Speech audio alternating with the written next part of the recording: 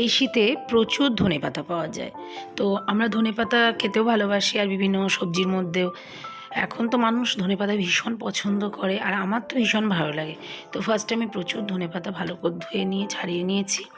এবার একটু তেঁতুল ভিজিয়েছি জলে, আর এখানে একটু গোটা জিরে আর গোটা ধনে আছে পাঁচফোড়নের সাথে, অল্প অল্প করে নিয়ে একটু নাড়াচাড়া করে শুকনো খোলায় ভাজা করে ওটাকে একটু আধা ভাঙা করে রাখবো।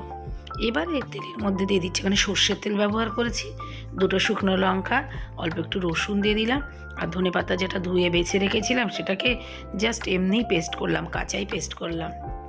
এবার একটু হলুদ, লঙ্কা গুঁড়ো আর লবণ দিয়ে দিলাম। এর লবণের মধ্যে দু রকম আছে, একটু বিট লবণও দিয়েছি, সাদা লবণও দিয়েছি। দিয়ে জাস্ট একটু নাড়াচাড়া করব, আর সাথে দিয়ে দেবো তেঁতুলের এই কাঠটা দিলেও হয়, আবার তেঁতুল আমি দানা শুদ্ধই দিয়ে দিলাম। আর দিয়ে দিচ্ছি ওই গুঁড়ো করে রাখা গুঁড়ো মশলাটা দিয়ে জাস্ট একটু নাড়াচাড়া করব এখানে।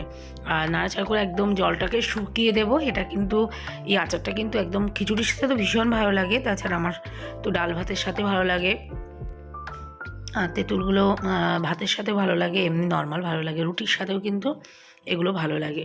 আর এটা একদম রেডি হয়ে গেছে। এটা ঠান্ডা হয়ে গেলে তবেই কিন্তু এরকম জারে ভরে রেখে দেওয়া যাবে, একদম কোনো অসুবিধে নেই।